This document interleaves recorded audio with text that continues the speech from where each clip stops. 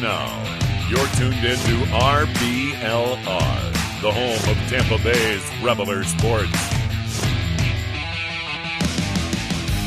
This is the RBLR Rays podcast. I'm your host, Zach Dobb, along with my co-host, Pat Davenport. Pat, I don't know about you, but it seems like 24-hour baseball we got going on right now, and it's kind of amazing.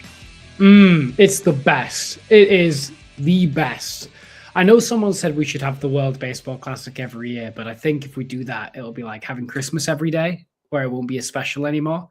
But I tell you what, while it is on right now, the World Baseball Classic is absolutely filling my boots. Having some high pressure, high intensity, high stakes baseball instead of spring training games, which are like the opposite of that.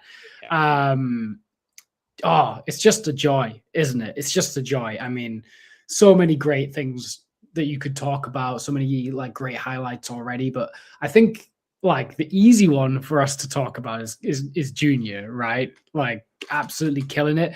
We're going to talk more about him in a second, but I just want to say that Team GB we've lost both games, but they've been doing me proud. They've not, like, I think the score lines have gotten out of hand in both of our games against Mexico and the US.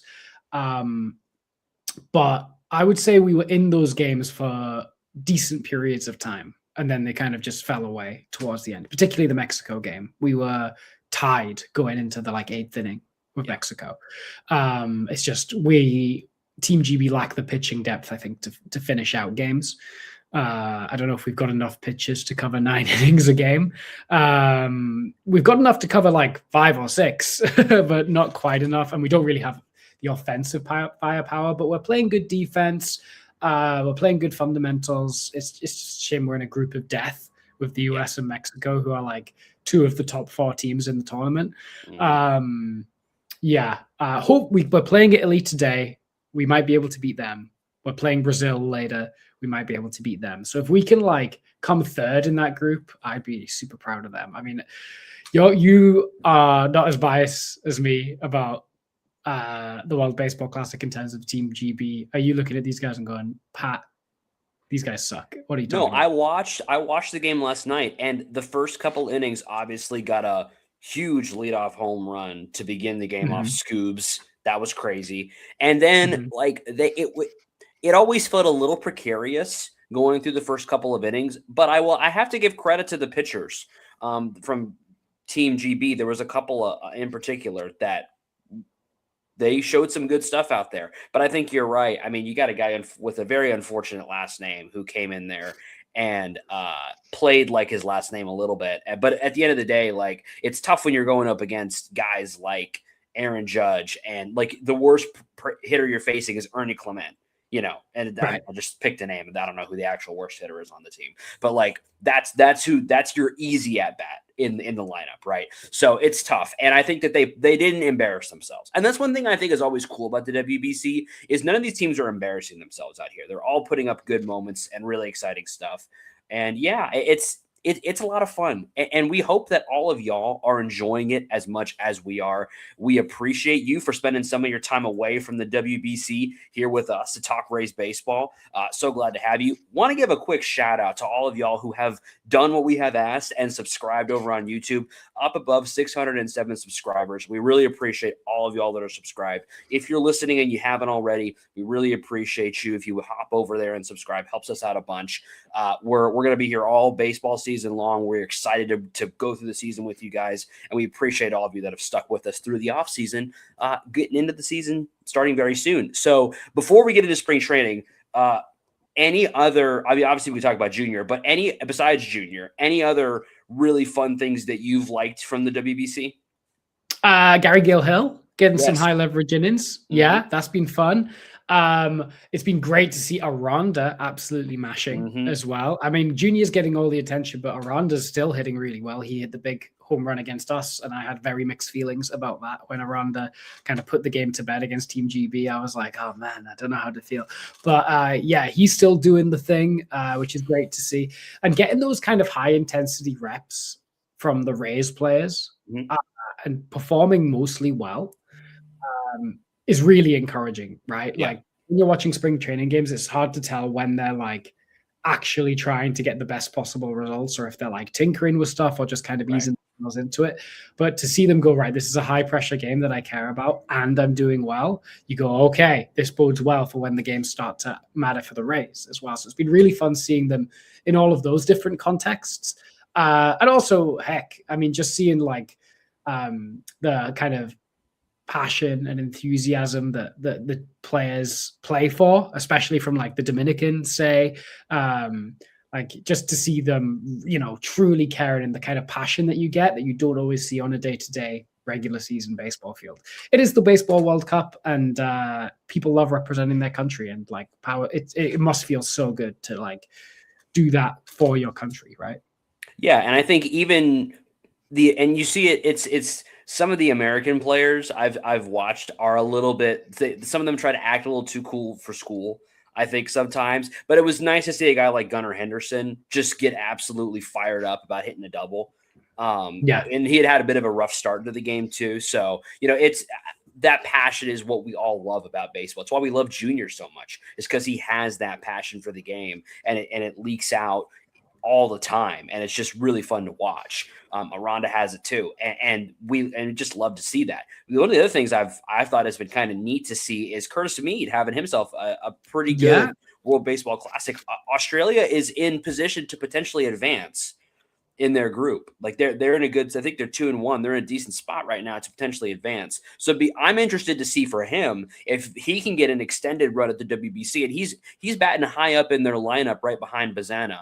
And so it'd be interesting to see if he can parlay this kind of into some success in the regular season. Obviously, we know he had spring training for the ages last year, but it'd be interesting to see. I think it really helped Junior playing in meaningful games last offseason before coming into the season in the Dominican League. So then I love that Junior's playing the WBC and playing the way that he's playing, because he clearly feeds off that. Be interesting to see if Curtis Mead can parlay that into something with the White Sox. Yeah, it would be. I mean, if only Curtis Mead could play all of his games in March. Imagine if every month was March. He would be the greatest hitter of all time. We'll see. We'll see. I mean, who did Australia play against? I'm just going to double check that. Just because I'm curious as to the quality of opposition. So Chinese Taipei, which were curiously ranked very high, even though they've got hosed by Japan and got beat by Australia. They did absolutely destroy Czechia, to be fair, and etched out a win against Korea. And then their other game was against Czechia, who I think are probably the weakest team in maybe the tournament. Yeah, and then they had a close loss to Japan last night. Which has got them to 2-1 now. So in their group, they are behind Japan, who I believe is already they've auto qualified to the next round. Good for them. Shocker. And so it'll come down to Chinese Taipei, or I guess that's technically Taiwan or Australia. Is it the top two from every group that advanced? It's the top two from every group. Yeah. Yeah. So where we were GB were cooked before the tournament even started, with the US and Mexico in there. Well, even Italy, they've got some players. Like obviously Jacques Caglione plays for them, so I'm a little bit biased towards Team Italy, but Italy's got some decent pitchers as well. So that's just a tough group. It is a tough group. I hope we can beat Italy today. That's what I'm hoping for.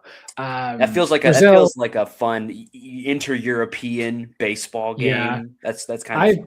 I know I don't want to get too off topic, but I have actually been to Italian League baseball. I have watched Italian League baseball, and it's all right. It's actually okay. I watched a playoff game in the Italian League. And it was pretty good. They don't use bullpens over there. Oh, really? They really don't. It's still like 50s baseball over there, where unless the pitch is really getting shelled, they don't go to the pen. They just let the starters kind of cook. Yeah. When I went, the home team won 6-4, and the ace was on the mound. Casanova was his last name. Incredible name. Yeah, and Casanova gave up 4 runs by the 5th, but they just kept him out there, and he pitched a complete game. He threw 160 pitches. Love it. Terrible for your arm, but I love it. Although I think the fastest he threw was 91, so don't worry too hard. Yeah. Something else I think we and every single Rays fan loved was seeing Junior Caminero. I just like watching Junior Caminero play basically all the time. But his home run absolutely annihilated. There's no chance that ball was. I think it was rated at like 112 or something. I do not believe it. That was at least 150 off the bat, 100%. Crushed it, and he's just been great all WBC. He's looked outstanding, and it's clear that these moments matter to him, and he rises to the occasion of these moments. And man, if we get this Junior Caminero during the regular season, watch out. Yeah, scary. I mean, I know loads of people are pegging Caminero to be a regression candidate, but we've already talked at length about how we think that's not likely. We might see like a small regression, but not like a huge one, like many people expect. And like so far, so good. I know these games don't count, but they sure do count for him. Oh, yeah. And I don't think he's hit a ball with an exit velocity below like 110 miles an hour yet. I think his lowest is 107, which is insane. Like, his lowest exit velocity is 107, I'm pretty sure. Like, he is scalding baseballs. Like, the worst, if you get reincarnated as a baseball being pitched to Junior Caminero, you've done something wrong, because you are going to get punished for your sins if you are a baseball to Junior Caminero. So it's been great. It's been phenomenal. And yeah, the electricity he brings. I mean, that home run celebration was reminiscent of the Dominican Winter League one. And again, just a laser to center field as well. Yes. And then, because he doesn't hit like moon shots, but he hits lasers. That's the thing. It all begs the question: can we extend this man before it's too late? Yeah, and I think we heard. I believe it was Ken Babby speaking about Junior. Yes, was it yesterday or the day before? I saw a soundbite talking about Junior very glowingly, obviously. And if you want to, we haven't talked too much about the stadium stuff because there's just not that much to talk about.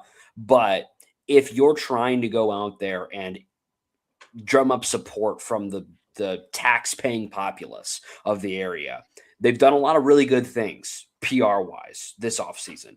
Nothing could be better than extending that man before the season begins to just supercharge the positivity around the team. And if you are trying to get something done from a financial standpoint from the local government, you're going to have the support of the fans and of the people living there. And they are tired of seeing stars leave. Now, obviously, Junior's nowhere near close to that even happening, even if they don't extend him. But the showing the commitment to the team, the commitment to our stars, is something that's going to build confidence and that would build a desire to support whatever's coming up next. But of course, this is all, I'm not even talking about whether I think it should be done or what the local government should do. I'm just talking about what the emotions of extending Junior would bring. So I think that it's something they should really be considering. I do not know what Junior's going to want, what his agent's going to want, but I think you've got to at least give it a run to get him signed before the season starts, because the supercharging of emotion and of positivity that would bring, I don't think there's anything that could match it. Yeah. He did use the term, we consider Junior the face of the franchise. Yes. Which is, again, something you'd want to lock up your face of the franchise. You would. And I think he did say something along the lines of, we're open to it. He's open to it. He's openly said he's open to it. Yes. He's publicly said that. His agent is the same agent as Jose Ramirez. And Jose Ramirez signed multiple team-friendly extensions with Cleveland. Long-term deals. Yeah. Yeah. So his agent is not a Scott Boras kind of type. Yeah. Where he's just looking for the maximum possible dollar. He understands that sometimes the player wants to just stick with the team. I've heard it floated that somewhere around 150 to 200 million, depending on the amount of years, would be the kind of commitment they're looking for. But yeah, they need to get around the table. Obviously, they don't want to disturb him during the WBC. But then you've got a week or so between that finishing and the season starting. You need to get around the table right then, because I'm sure you don't want to have that. You don't want to mess up his season by having that kind of lingering over. And he won't need to be playing a lot of innings, like as far as he'll be ramped up by that point. So if he he has some time. So 100% need to find a way to get around the table. And like we said, we can only hope that this version of Junior that we're seeing in the WBC is what we take into the regular season. But that remains to be seen. My question for you, Pat, though, as we kind of turn our eyes from the WBC, which is very difficult to do because the intensity level at the WBC compared to spring training, it's not even in the same stratosphere. However, what's one thing that you are seeing right now in spring training that you think could have effects into regular season and you think is going to carry through? Yeah, I've got two things. Okay. The first one we'll break down first is Joe Boyle. Joe Boyle's been really good. He is making a real case to get that final starting rotation spot, or kind of be a swingman reliever spot start type guy. I think he currently has the strongest case in spring training. At least he's built the strongest case for himself, as he's been really good, and his command seems to have jumped. It's still not perfect, but it's taken another jump up. And I think if he can be, around that 65% strike rate, he will be, or in zone rate, he could be a really kind of promising breakout pitcher for us this year. Yeah. And when we talk about guys that we think can be a difference maker and can change the sort of the outcome or the ceiling of this season, he's a guy 100% that's a part of that conversation. So seeing the kind of performance that we've seen so far, it's really encouraging, because if we're talking about what's the best version of the Rays, what's the best version of this team, it is a team that includes Joe Boyle pitching at this level, because he is one of the guys that can get you to that ceiling, opposed to some of the other guys that we've brought in over the offseason who are good floor raisers, but are not ceiling raisers. So I'm cautious with him, because we've seen stretches of excellence from him. So I'm cautiously optimistic, but like you, I have been very impressed with his performance so far. Yeah. So definitely want to keep an eye on. Still plenty of spring to go, so we'll see. Sure. But I really like his case right now. Yeah. The other one is Cedric Mullins has actually been looking pretty good in not much time. He's only played about a week. He started playing in games a bit later because he was he was feeling a couple of bits and bobs, but he started playing now, and he's been looking good. He's hit a home run. He's been drawing walks as well. He's got more walks than strikeouts. He's been looking really good at the plate. And if he can return to any semblance of what he looked like kind of in Baltimore before he went to the Mets, that will be so helpful with improving the outfield. And we'll talk more about that in a minute, I think. Yes, we will. And I think, again, talking about what the best version of this team is, I don't know if Cedric Mullins is if we're just mapping out the best version of this team, I feel like it's almost unfair to say, well, the best version of this team would be Cedric Mullins a couple of years ago if he figures that out. I'm not even sure if we want to ask that of him, but could we get 80%, 70% of what his peak was? That's intriguing. And I would love to see something like that. Again,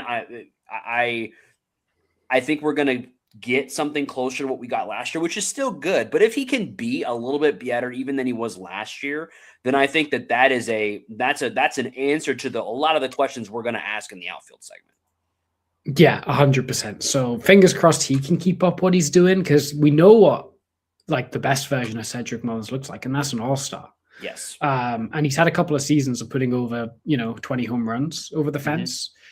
Even Morel, with all the raw power, was never able to do that for us. And Mullins is more of a pull fly ball merchant as opposed to a raw power type guy. So we'll see how it plays out. But the Rays have had success with pull fly ball types before. So I'm hoping that can be something, and that we can capture a bit of bounce back in Mullins. Yeah.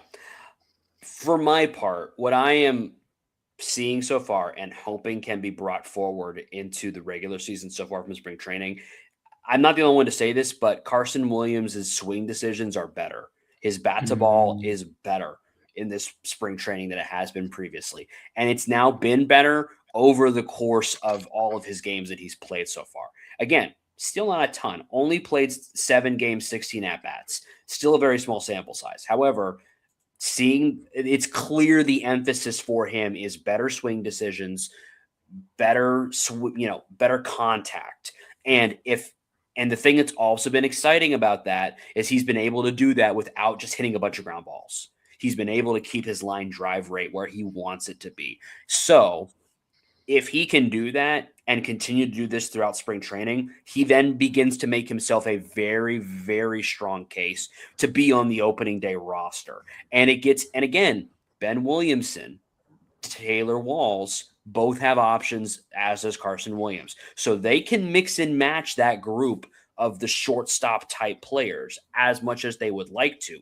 So if Carson plays the way that he's been playing so far at the end of spring training, you can bring him on to start the season. And if it doesn't work out, you don't lose Williamson or Walls. You can bring them back. And so I think that if he continues to play the way he's playing right now, because again, I've said this on all 3 players so far, but the best version of this Rays team includes Carson Williams playing at the level that we all believe he can, which is like Willy Adames 2.0 type guy, right? If he can do that, this team levels up.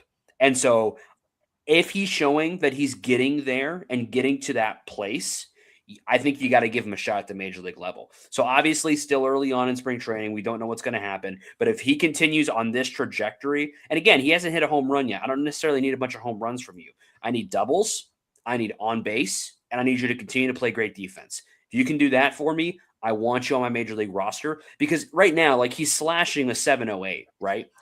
I would like this, a 708 from him compared to what we were getting from Taylor Walls offensively with similar levels of, Williams is not as good at Walls defensively, but similar levels. That's a crazy trade-off to be able to get that from him. So if we can get that in the regular season, you gotta at least give it a shot if it seems like he's doing that consistently throughout the remainder of spring training.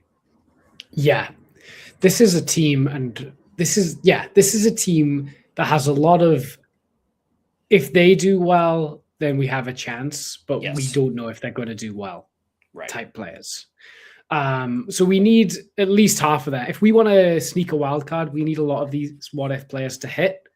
And so far, Williams looks like he might be one of those what-ifs that could hit. So the main thing for me is this cutting down on the whiffs, right? Getting the ball and playing a little bit more, because he swings hard. So that is his power will do the rest as long as he can just get the bat on the ball a bit more. Yes. And so far that's improving. So maybe it's worth just going, hey man, we're unlikely to improve you at AAA, so let's just give you the run. Yeah. Yeah. So I mean, that's maybe the most encouraging thing I'm seeing so far this spring training. And I believe, because it's clear that they are focusing on that it can continue into the regular season. That's what I want to see. So I'm biased. Fingers crossed. So we need to talk about the outfield and the catching situation. We need to I know I sound like a broken record, but we do need to talk about it. We do need to talk about it. And, we've talked about it kind of all off season, that the amount of certainty and the amount of questions we've had around the outfield have just been super high all off season. And for me, when I'm thinking about my life, I want to have as few question marks as possible. And that's why when it comes to the wardrobe, we don't need to even have question marks. We can just go to shop.RBLRsports.com, where you can use promo code FLAPPY, FLAPPY, for 10% off your entire order of all the best merch inspired by your favorite Tampa sports teams: Rowdies, Bucks, Lightning, Rays, Sun. It's all there. Shop.RBLRsports.com. Promo code FLAPPY, FLAPPY, 10% off your entire order. Yeah, you don't need to replace your entire group when you buy from shop.RBLRsports.com, which is what the Rays did this past offseason. Oh my gosh, did we have a lot of changes in the outfield? Yep. So just to recap, in this offseason, brought in Cedric Mullins, Jake Fraley, Ryan Valade. I guess you could say that he's in contention for outfield stuff. Johnny DeLucas back from injury, so he's there. And that's just the guys that are sort of projected to be starting. You've also got Jacob Melton brought in, Justin Henry Malloy, Victor Mesa Jr., and then Richie Palacios coming off of injury. Man. Yeah. Options. None of them are guaranteed to be good next year. The closest to guaranteed to be good next year, I would say, is Johnny DeLuca. I think if he is healthy, he will be good. I don't know that he's going to be great, but if Johnny DeLuca is healthy, I'm comfortable to say that he's going to be good. Yeah, I agree. The health is the only thing you got to watch with that. Yeah. Let's see. So I think, assuming he's healthy, he is an absolute lock for center field. Agreed. Fangraphs does not have him projected this way. Fangraphs has him as the fourth outfielder. I don't know why, but for me, he's absolutely doing that. I think he can put up good numbers as well. I think he can hit to a league average clip. Yes. He's never been able to just play for long enough to really get a full understanding of what his offensive skill set is. But whenever he does play, he seems to look good and then just gets hurt. So I'm hoping that he can hit to a league average clip with plus defense. And, then you've got, a 3-WAR player. Yeah. And that's, I don't need him to be a world beater offensively. I just need league average. So I think he's locked in at center. And I think that's the only really locked in outfield position. Right field and left field. There is so much going on there. We've talked a lot about all of these guys that we just mentioned. If you are looking for more in-depth analysis on each of those people individually, head back into the RBL archive. There's a lot of great conversations we had during the offseason about these guys when we brought them in. So if you're just a Jake Fraley head and you just love talking about Jake Fraley, we got it for you. So head back and take a look at some of that. So I want to cut through a little bit of there's just so much question. Right now, spring training being what it is, we are where we are. Right now, who are you expecting to start in right field and left field opening day? I'm pretty close to locking in Cedric Mullins into left field. Okay. I know he's a center fielder by trade, but Johnny DeLuca is faster and at this point in Mullins' career, a better fielder.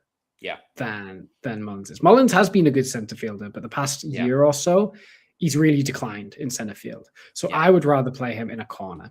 Yeah. He could play in right field. Right field is a bit bigger in the Trop.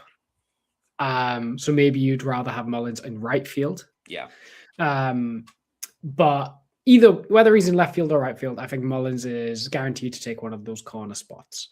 They're paying him enough money to be a starter. He is, one of the highest earners on the team now at like $8 million. And he plays decent defense. I think in a corner, it could be plus. Has power potential, is a veteran, knows what he's doing. Not a fringe major league player. He is like a certain major leaguer. So I see no reason why he's not on the team.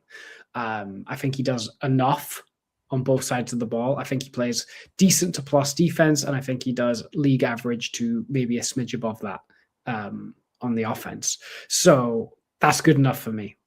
Yeah, I agree with you. I think, again, we do have to take into account not just how well we think someone could play, but also their contract and their roster option situation when we're kind of discussing who we think is going to be on the roster. Because again, if you DFA Cedric Mullins, you're not getting him back. Somebody else is going to pick him up. And same thing with the guy that I think is going to be starting in. I agree with you. I think Cedric Mullins will start in right field. The guy who's going to be in left field, I think, is going to be Jake Fraley for a very similar reason. That we've paid him not a crazy amount of money, but a decent amount of money. And he is, if you waive him, you're not getting him back. And so I think that those two guys are going to be your starting right and left fielders. And then I think it gets really interesting. Do you disagree, or you have a different thought on who's going to be in left? I think so. I think Melton, when he hits the ball, crushes it, but still has so much swing and miss. He still has so much swing and miss that I don't think he's done enough to. And considering the option situation, he would have to do really well to knock Fraley off the roster. Yeah. I thought there was a world where we could have and this maybe could still be the world, yeah. but I don't think it is. where Melton starts in a corner and Fraley's just your fourth outfielder. Because he could fill in any of the spots, but I think right now it looks more likely that Fraley's going to start in a corner. Because we've talked about it already, that he's kind of the most average player of all time. Yeah. Like nobody's been less standout at anything in either direction than Jake Fraley. Yeah. Like he is the most bang average, like steady player of all time. Yeah. And sometimes you need that when you're like, hey, we've got too many question marks in these other players. I don't see why we don't put him in there. And you're right about the option situation. You'd rather have him. Who do you think is going to fill out that group if you think Fraley is going to be there? Because then we've got a few options here. We've got Melton, we've got Valade, we got Simpson, we got Malloy, and we got Mesa. Yeah, there's 5 guys. 5 guys, and I think again, and not to be, and I don't mean to just be like whoever doesn't have options is on the team, but at the same time, it's the fact that Valade has stuck around so long throughout the offseason as players have come and gone. And again, like not to just keep beating this over the head. Melton, Palacios, Malloy, Mesa Jr. all have options. And so to me, I think this is going to end up being Valade to start the season. However, I think Valade is on a short leash where if Chandler fixes his defense and is killing it, he has a high possibility of being up. Melton, if he can be more consistent with the bat, high probability of being up. Malloy, I think he's your emergency center fielder, is what I think he is. Or maybe not emergency center fielder. He's just an emergency outfielder in general. Maybe Victor Mesa is more your emergency center fielder. I kind of think that's what those 2 guys are. So for opening day, I'm gonna put Valade on my roster, but with the idea that, hey, you are on a short leash, buddy. You need to figure it out. And again, something else to consider. Valade bats righty, as opposed to we've got some lefty heaviness to our lineup right now with some of our top guys. With Aranda, Mullins, who we're expecting to be in the outfield, Lux, who we're expecting to start at second as a lefty, Jake Fraley's a lefty, Chandler, if he came up, would be a lefty. We have a lefty and a righty catcher. Valade being a righty, I think does matter. The Rays like to platoon it. So I think that he's a guy is going to end up platooning with Jake Fraley a good bit, especially to begin the season. And we'll just kind of see how it goes. And I mean, hey, keep platoon with Mullins too, whichever one of them is performing not as well, but I think they paid Mullins more. So that's where I'm at right now, with the obvious caveat of injuries change everything. And if one of these guys crushes it, I don't think they're super attached to anybody except Mullins. And I think they would be willing to make a move. And again, you could probably trade Fraley for a lottery ticket or something if you really wanted to, if you felt like you just had it figured out with these other guys. Yeah, I agree with everything that you've said. It's also worth noting that Valade could also platoon with Lux because he has experience at second as well. Very true. Yes. So he's got a lot of positional versatility. You wouldn't want him in center field, but you could play him pretty much anywhere else, I think. But yes, you can play him pretty much anywhere else. Yeah. Yeah, he does hit the ball hard. Has been making some pretty good decisions in spring. I know friend of the show, Ben Whitelaw, is a big fan of his as well. He's put it to us that the good version of Ryan Valade, like the ceiling of his, is like Luke Raley. Yeah. Like right-handed Luke Raley, which, hey, he was great in the 2023 season. Yes. So yeah, he was, I'd take another one of them 100%. Sure. I don't know if he's going to be as sneaky fast as Luke Raley, though. That was like my favorite thing about him. But yeah, I think he has an inside track just because of his positional versatility. Like you said, his right-handed ability. And yeah, I think Melton has some stuff that he definitely needs to work on, but has the highest ceiling. Yeah. Simpson hasn't really played many games yet. in spring because he's been like on and off with a leg injury. Yes. And they might want to give him more reps to work on his defense anyway. And I think you're 100% right in your assessment of Malloy and Mesa being kind of the, hey, if a load of people are injured, we can play you, but like that's kind of your role. You're kind of filling out the AAA spots. Which, again, we used those guys last year. And then We some of really them did some really nice stuff for us. So we're happy to have them around because we needed them last year. And so we'll see. Richie Palacios? I have him more slated towards the infield competition with Lux, but again, he has got the versatility that he could find a way. But I at the moment, I think you need to have, it's tough because I think you need to have a fourth outfielder. And I think that right now, the fact that Palacios is still optionable, I think is going to put him below Valade. But again, he's in the group of guys where first guy up is one of those is either Palacios, Simpson, or Melton. He's in that group. So it'll just a lot of things. And again, if Fraley comes out there and it's just bad, same, or Valade just doesn't have it, cut him loose and we give one of the young guys a shot. Great. Yeah, I completely agree. How do you feel about this outfield group? Because last year, obviously, it was awful, much discussed. We often project kind of our feelings towards the group. We like our infield. We definitely like our corner infield. We have some questions about our middle infield. We like our rotation tentatively. We are pretty safe with our bullpen. How do you feel about the outfield? I would put it at I'm going to say a 5. I was thinking really hard about going 4, but I think a 5 means that I think it is more likely than not that we will have league average or slightly below league average play from our outfield. That's kind of where I'm at right now. Yeah. It has a ceiling to be like an 8. Sure. But it has a floor to be like a 2. Right. And I think we're more likely to hit the ceiling than the floor. Like I think because we've got some veterans in there, I don't think they're going to just be awful. But I think we're maybe put it this way. I think we're more likely to end the season at a 6.5 or a 7 than we are to end at a 2 or 3. I'll just put it that way. Yeah, I agree with that. It doesn't feel like the questions have been answered, but they've added more options to the question. If that makes sense. If it's a multiple choice question. I think Mullins answers one question. Yeah, I think he does answer a question. I think it's not the hardest question, but I think he does answer it. Do you feel better about the outfield than last year? No, because I had higher hopes for some of those guys than I had more belief, specifically Morel.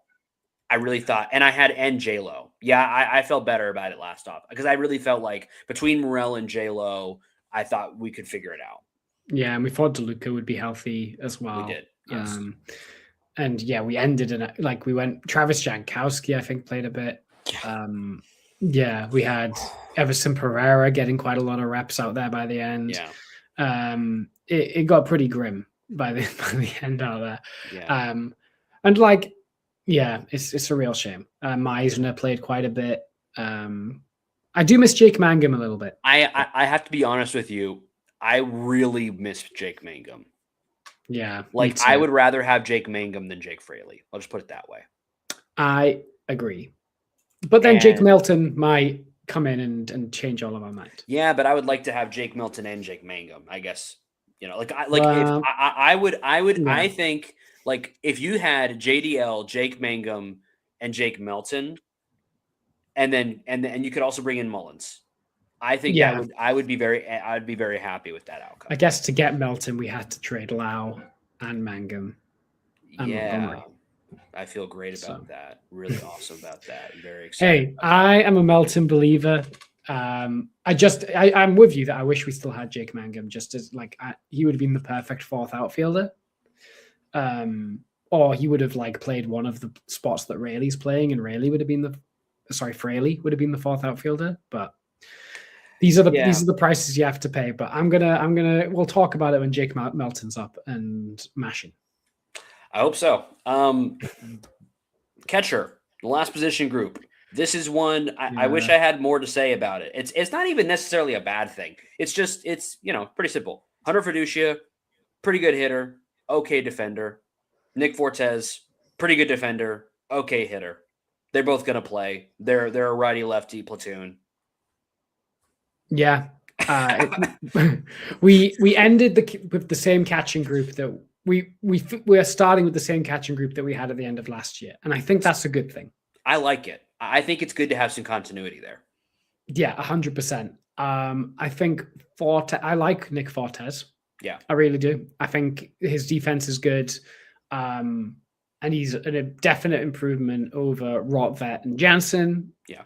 Fiducia, I don't know what to make of him. There seems to be signs as a hitter, but he's yet to show him.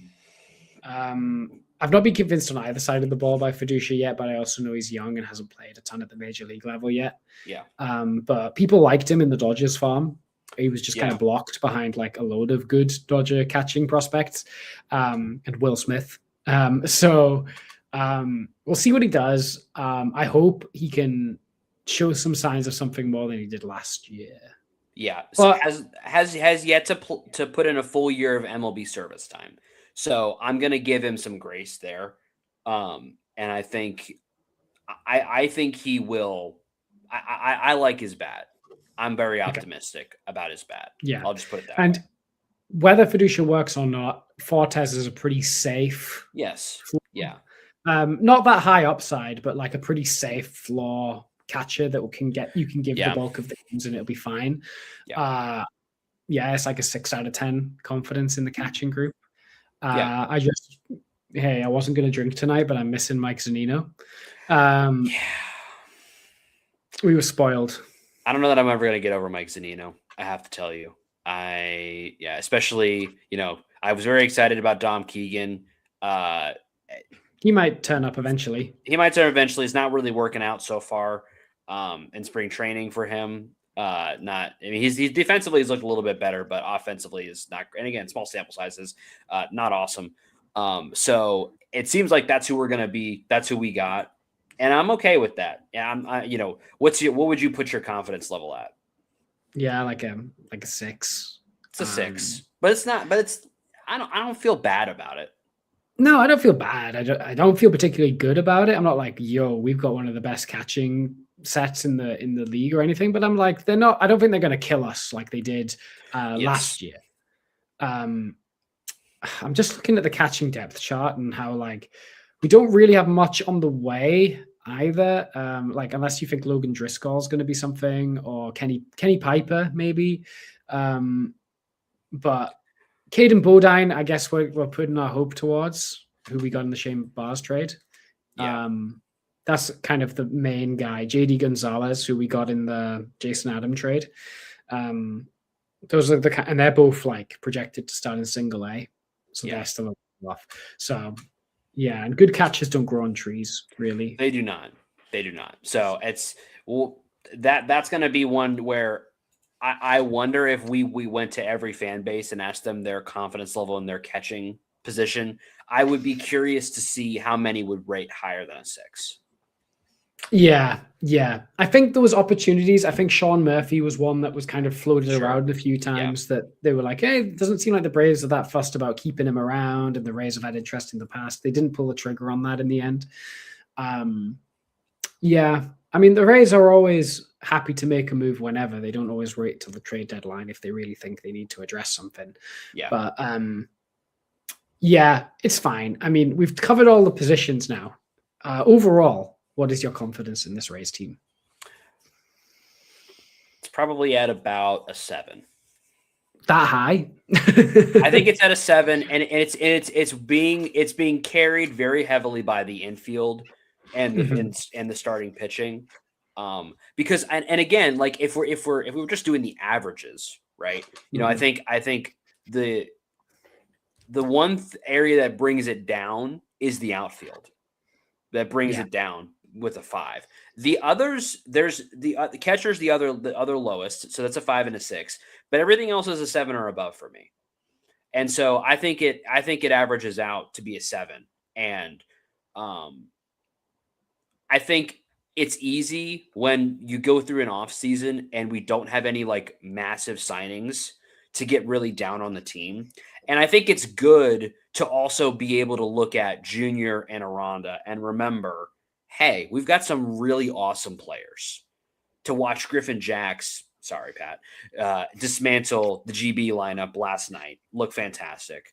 Like there's some really good, the top end talent on this team is like, if you just took our top 3 guys and you put them up against the rest of the league's top 3 guys, they would be up there.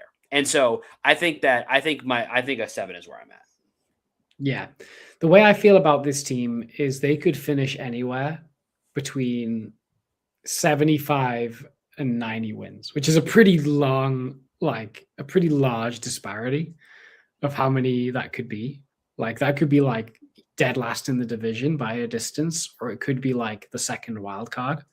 I'm like, we could finish anywhere in those positions. And Correct. I have no clue where, because we've got so many vet players where we're not sure what we're going to get from them. I think you're right. Our top guys are great. It's just everything around them is just a huge question mark where you're like, hey, that might work, but it could equally not. And it's all about like, yeah, those little there's lots of little things. I know Kevin Cash was not impressed with the team in camp a couple of days ago. It was crazy. He was like, yeah, we're not pitching very well. We're not hitting very well. We're not fielding very well. And we're not base running very well. I was like, whoa. Yeah. But yeah, you're right. The top end talent is there. We just need the supplementary pieces to not be awful. Yeah. What do you guys think? And then we'll finish with 85 wins. Yeah, somewhere. And again, we've still got more to preview. We still got some more. Not on the team. We've got to think about the rest of the AL East. We got to think about how we're going to perform in the American League, and we want to know what your thoughts are on the outfield, on the catching position.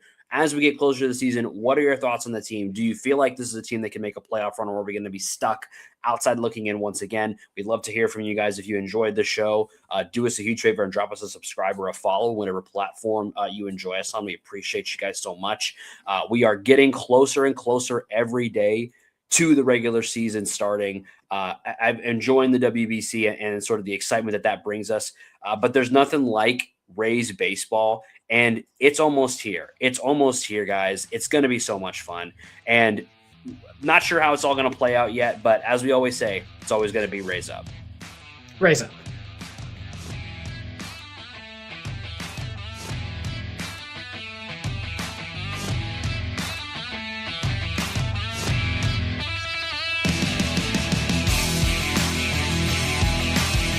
Thank you for tuning into this presentation by RBLR Sports.